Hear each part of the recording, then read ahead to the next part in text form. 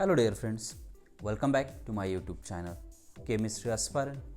Now in today's lecture we are going to learn about the optical activity of lactic acid. Generally in the Maharashtra State Board they will ask you the question explain the optical activity of lactic acid for 3 to 4 marks. So here the different points you must mention or while writing the optical activity of a lactic acid. So, lactic acid shows the optical activity due to the rotation of a plane polarized light. So, this rotation of a plane polarized light is because of the presence of the chiral carbon atom. Now, what is chiral carbon atom? We know that the carbon atom which is attached to the 4 different groups. So, here I have shown the structure of the lactic acid. So, in which you can observe that the central carbon atom attached to the 4 different groups, in which there is a one chiral carbon atom which is attached to the one carboxylic group or carboxylic acid group.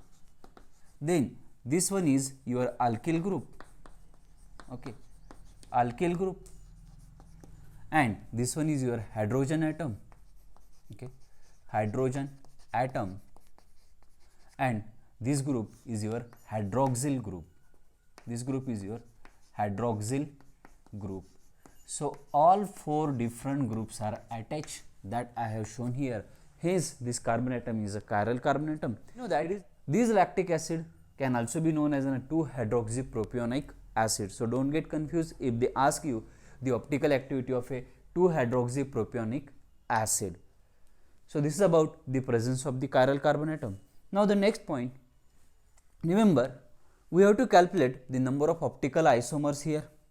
So, number of optical isomers for your lactic acid is generally given by this formula, that is A equals to 2 raised to n, where A represents the number of optical isomer, n represents the number of chiral carbon atom.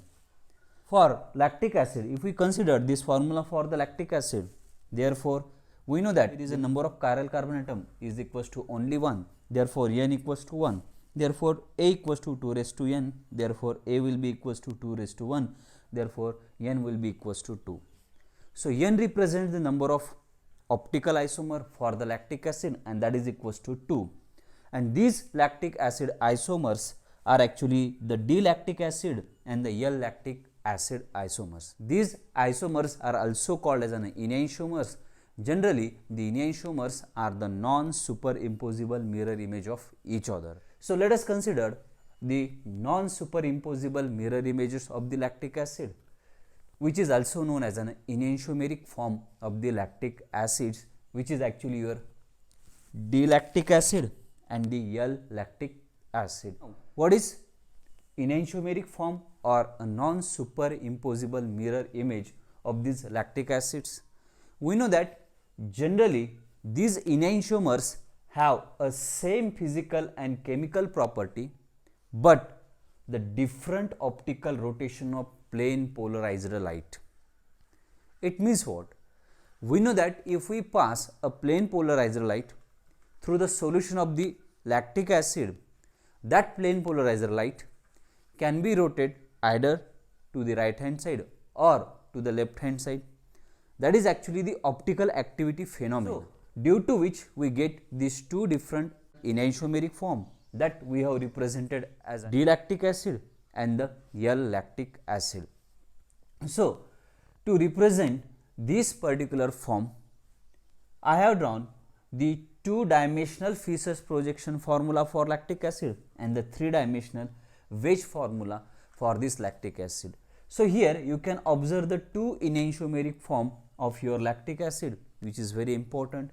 You must draw these 2 form for the lactic acid while considering the optical activity of a lactic acid. Let us consider the 2-dimensional Fisher's projection formula.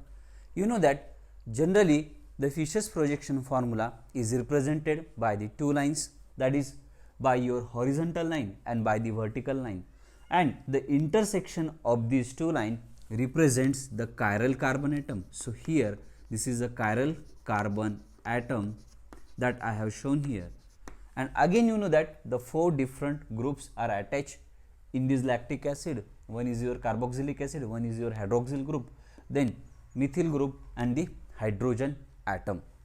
So if we observe the differences between these two isomeric form or two enantiomeric form, this lactic acid form rotates a plane polarized light towards the right hand side. Hence this form is known as a dextro form, and this molecule rotate a plane polarized light towards the left hand side, and hence it is known as an L-lactic acid. So this is a simple two-dimensional Fischer's projection formula. In the similar manner, I have represent the wedge formula from this Fischer's projection formula. Here also we have the two enantiomeric form of the lactic acid, which is known as an D-lactic acid and the L-lactic acid. Now we will know about what is the dextro form of the lactic acid, Leo form of the lactic acid, and the racemic mixture of the lactic acid. So before this, kindly take this screenshot of this one.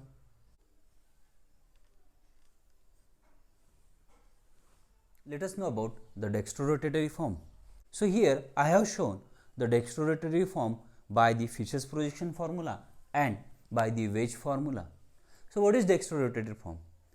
The enantiomeric form of the lactic acid, which rotate the plane polarized light towards the right hand side or in the clockwise manner.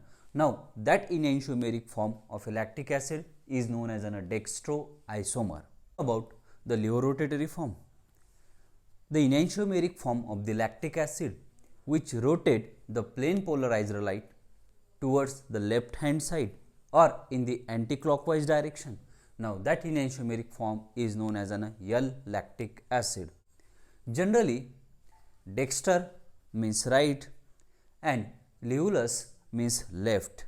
So these are the two important enantiomeric form of your lactic acid. Let us know about the racemic mixture, generally represented by Dl or plus minus the enantiomeric form, that is D-lactic acid, and the L-lactic acid in a equimolar amount is actually known as a racemic mixture.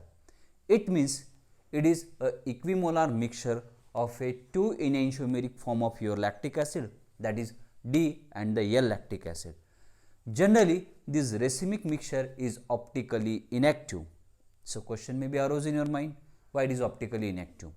Generally, this racemic mixture of your lactic acid is optically inactive due to the external compensation. We know that the D and the L form rotates that plane polarized light the opposite direction, due to which the optical rotation of both isomers get cancelled out. As a result, the racemic mixture of this lactic acid is optically inactive. So these are the important points you must mention while considering the optical activity of the lactic acid. Thank you so much for watching this video. See you in my next video.